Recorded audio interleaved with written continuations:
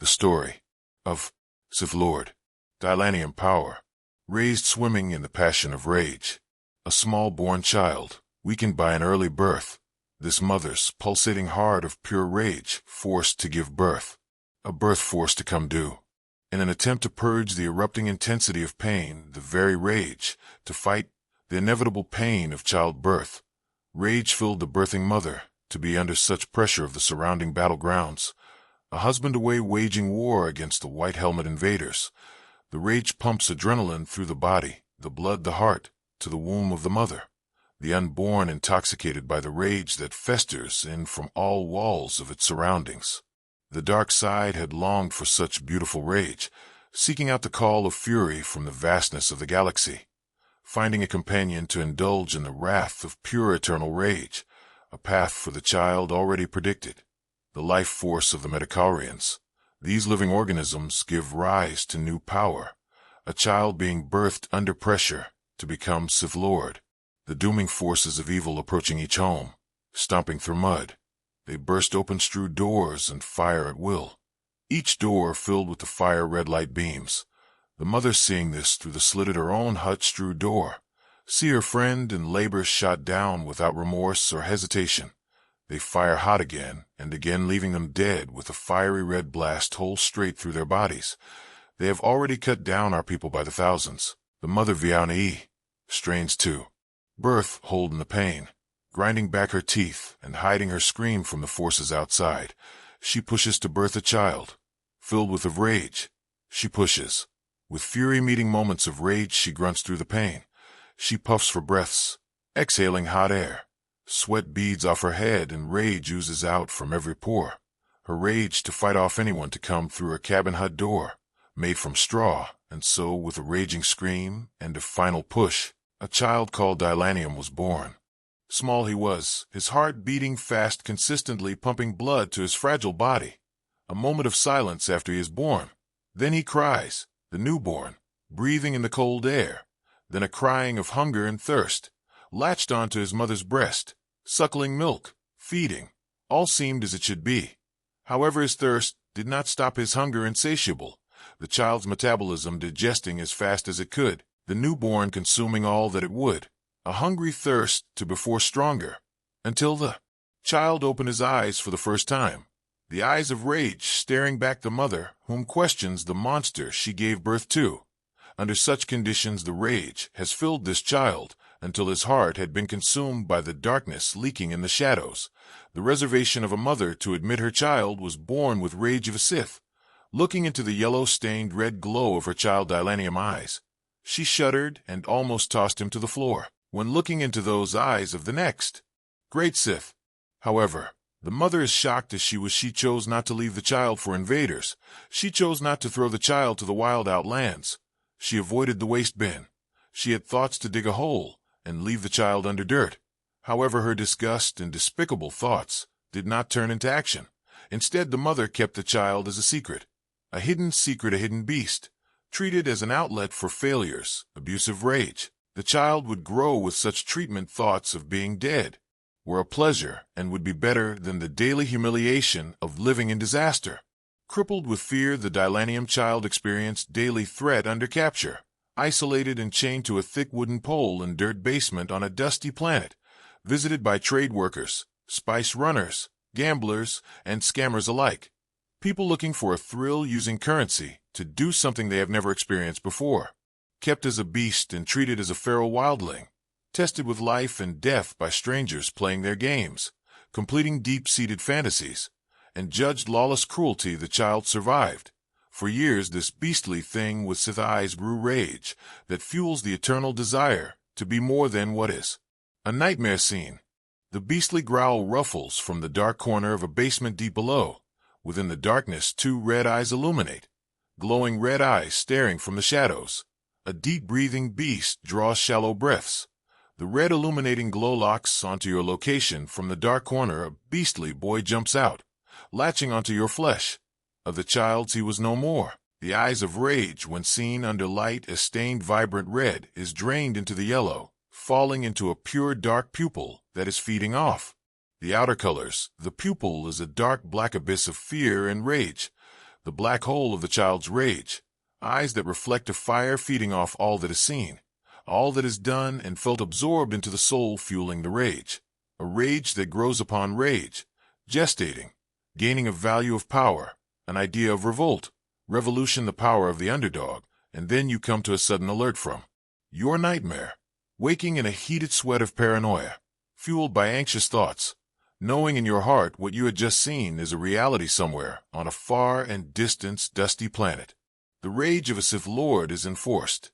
Still they tried to keep him kept, tamed, hidden underground, a toll of abuse, rage, a tool for the use of trade, rage, scared and broken time over again and again. Rage built and filled the soul of this small child, small yet filled with the rage of 1,000 tortured spirits. He knew one day in the far future would come power. He would express the rage. All that had been was to form the construction of the eventual empire he would come to reign. But for now he must endure, be resilient to the pain, use each moment as a gain and opportunity to build strength for the endeavor of power through the compressed rage. The energy of rage pushed down, focused into action, active in construction of an alternative reality, a mind focused to manifest their kingdom of rage, to engulf the solar system with this will and create an empire of a rageful power to enforce a legacy upon the galaxy. Burnt with fire was interesting how it comes in so many forms. A group of mining trade worker from the lava planet Mustafa surround the beastly child, laughing while flicking hot amers of a lit cancer stick at the child, catching the child and tubing the cancer stick out on his belly, drilling laughter while they cure the beast of small proportion. Before they left they were sure to leave a gas can leaking, just to see something explode. And so it did when the gang lit a fuse from out the home with a hidden basement. Naboom, the hut went up in a gas-fueled mushroom cloud, as the gang stood and watched with pure joy of entertainment. The mother was down stars, chaining the child back to pole when the gas lit up and exposed her home. All that was above her crashed to below. But somehow both survived, the child and his mother, buried under rumble but alive, all collapsing around, all caved in. All but the small area they were in. The mother looks to the child and see him staring back without reaction or expression, no exasperation. Without blinking, the smell of burning flesh licked by the gas explosion emanates from the beastly child, back burning burr and flesh. She dares to ask, "Did you do this?" The mother asks with a light tone. The chid grunts back, "Ah, yeah." The child states. The mother, thinking the child had caved the house in and saved them both to prove his power as a Sith. Her fear spiked, and she moved to a more secure location with a bigger basement with thicker wooden poles, phaser chains, and more restraints. The parties of torture got more invitation than ever, with celebrations to bring more pain and harm to then child beast in whatever shape and whatever form. The burning sting of ink entering the skin of a 7-year-old child, held down by a gang of brothers laughing as they ink the skin. Burning dry needles penetrate the flesh on the back of the beastly wildling, as he cries not. He struggles not.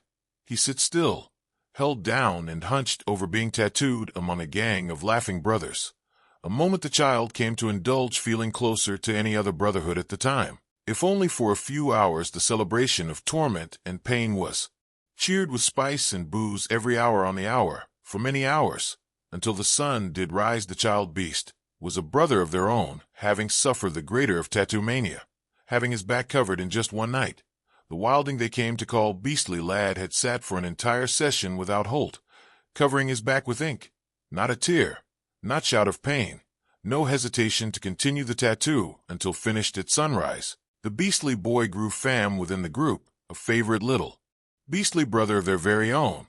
They would come back to capture their beastly brother and freedom of this terror. However, such promises went unanswered. Unfulfilled words of return faded into the darkness. The beastly boy slumbers, and such fantasies of brotherhood echo into the faint distant past, and whispers of freedom become his own to grow and follow. Until then again the child must endure, building through endurance the will to enforce his power into a galactic empire. The head injuries caused by standing adults was just a game to all others and onlookers, seeing nothing but a beast being beaten into submission. Rocks thrown at the child to see if he would dodge, catch, or throw ended in one of the random men having his noise bitten off when the beastly boy fought back, rushing the man to grab him by the head and biting his noise off, then rushing back to his corner to show he was chewing it to swallow. Chop, chop, chop. Gulp down it goes. The nose of some stranger fella, wrestled by a grown massive man, and slammed onto head with full force. Head butted my grown man. Drugged by adults. You ought dress up at adult parties. Gun held to head, twice. The power of a Sith Lord saved the beastly chit each, and every time in a game of gun roulette.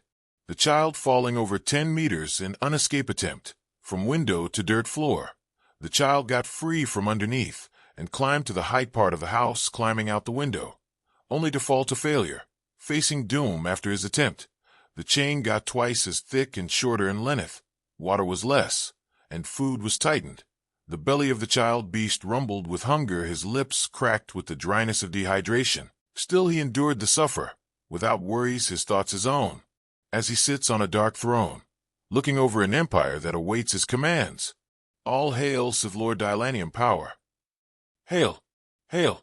Millions call out, meeting a friend fro the shadows.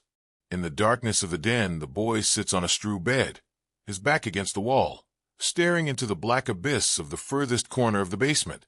The corner darker than shadows, more dense than any other corner. The darkness called his witness. The pitch-black abyss lured the boy's imagination to see within the darkness, and the darkness started to stare back. For hours the chilling stared at the blackness that was just out of reach, words not spoken for a mouth that never talked. The boys grunted with the hopes and thought someone was there. Again he called with the sound of soft and husky, as not to alert those above. The boy's eyes indicate trouble, looking above and alert, and then back down to the corner to the pitch-black abyss. From the shadow a shimmer glints against the light. Then another. From the darkness 2 long black-pointed horns emerge. 2 horns dip into the lighter part of the basement, then step back in. 1 horn comes out further than the other, leading down and growing thicker, the 2 down horns leading to a figure stepping out from the darkness of the corner's shadow. The face of a small bull raising its head, exposing the large nostrils, long nose, wide face, and grinning smile of a small bull-like child, with a huff from its nostrils, its huff whisking up the dust from the basement floor. In that same dust cloud, the child bull stepped out from the darkness in his entirety. The boy beast Dylannium seeing a muscular child with the head of a bull, horns sharp at the tip coming from ether, side the skull to his ears, just below every facial feature a bull, but the body of child. At first Dylannium thought he was here to steal his food. The bull child thought the beastly-looking thing wanted to eat him. The bull child screamed his name. I am Anger, flexing every muscle in his body to frighten this thing away. However, the beast just screamed back, nay, nah, nom, rah, with his thoughts saying with full intensity of meaning, I am Rage. The beast then lunged toward the bull child Anger. Without hesitation, the beast attaching with the power of rage crossing through his body. Anger had no choice but to fight back, and so the 2 clashed on the basement floor, for hours rolling the dust, wrestling, until both had no energy left, had exhausted all breath, and could nearly throw another punch. The 2 rolls off each other, and laid with their back to the floor, and take heavy breaths. From the silence of breathing come laughter, as one begun to laugh after the other, intoxicated with the joy of battle. The sensation fun was engulfing. BM, the basement door swing open, the beast child awakes from a slumber, rising his head forward from the wall, and getting to his feet from the straw he sits. In that same moment looks to the basement floor to see undisturbed dust, and then he looks to the darkest corner of the basement, as then that same corner is lit up from the emerging light entering the room to reveal nothing but another corner in a dusty basement of a hidden room. The friend from the shadows formed the nickname Barak, as the name Anger seems to inflame the fury within every time it was said. Over time the friendship formed greater than any other the beastly boy had felt, his friend from the shadows teaching him language, the art of conversation, the power of words alone, the horned child turning into a young man alone, with the beastly boy growing stronger with the power of information. The education of all the outside world has to offer worlds beyond the dark depravity of this lonely hole called home, building intelligence, skills of deception, knowledge of the laws and power required to overthrow the current system and enforce the architecture of his grand plan. But first, with all that snow known, freedom awaits. First, cutting himself off from the dependence of the sliding tray delivery for his sustenance, Barack informing his friend Dylannium to find the grubs within the wood. They are called termite, luring them out with sweet straw to quickly capture them in your mouth for pure protein. Drain the dew from the small moss plants growing from between the brickwork, eating the green algae that grows from that same dew moisture. Pointing out the rotting wood of termite could be swayed at and carved away. With the very chain the teen beast was bound with, freedom awaits, as he begins to swallow his way closer to the inevitable. Finally, the escape, headed directly for the power he is owed, the power of a throne and right to rule an empire that spreads beyond the galaxy and engulfs the universe.